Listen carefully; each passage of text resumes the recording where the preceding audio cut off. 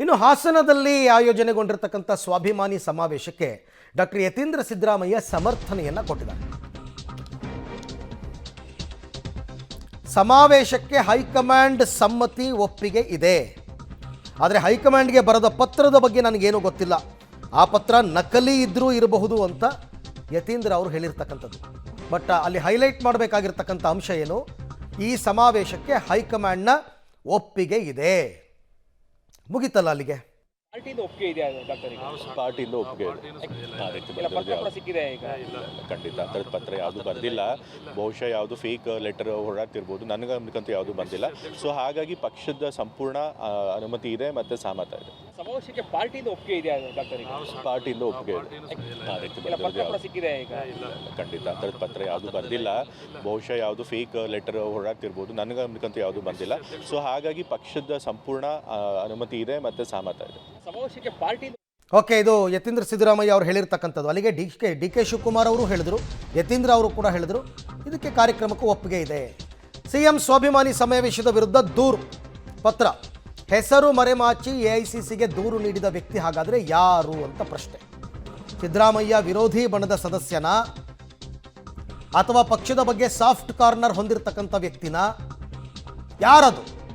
ಮೂಲ ಹಾಗೂ ವಲಸಿಗ ಕಾಂಗ್ರೆಸ್ನ ಮುಂದುವರಿದ ಭಾಗನ? ಈ ಪ್ರಶ್ನೆಗಳು ಮೂಡುತ್ತೆ ಸಹಜವಾಗಿ.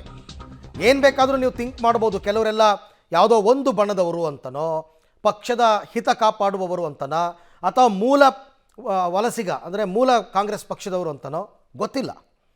ಈ ಬಗ್ಗೆ ಕೂಡ ಮತ್ತಷ್ಟು ಮಾಹಿತಿ ನನ್ನ ಕೊಲೀಗ್ ಸುಖೇಶ್ ಅವರಿಂದ ಪಡ್ಕೋತೀನಿ. ಸುಖೇಶ್, ಒಂದು ಕಡೆ ಡಿ ಕೆ ಶಿವಕುಮಾರ್ ಹೇಳ್ತಾರೆ ಆ ಪತ್ರದ ಬಗ್ಗೆ ನನಗೇನೂ ಗೊತ್ತಿಲ್ಲ ಅಂತ, ಯತೀಂದ್ರ ಅವ್ರು ಹೇಳ್ತಾರೆ ಅದು ಫೇಕ್ ಇರ್ಬೋದು ಅಂತ.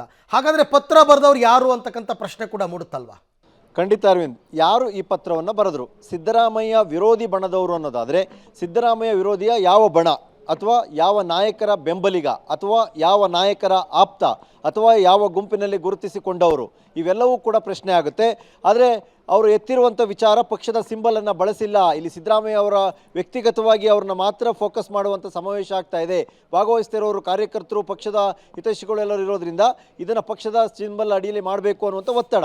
ಓಕೆ, ಆ ಒತ್ತಾಯವನ್ನು ಮಾಡುವಂಥ ಸಾಕಷ್ಟು ಮಂದಿ ಕಾಂಗ್ರೆಸ್ನಲ್ಲಿ ಈಗಲೂ ಇರಬಹುದು, ತಮ್ಮದೇ ಆದ ಕಾರಣಕ್ಕೆ ಧ್ವನಿ ಎತ್ತದೆಯೂ ಇರಬಹುದು.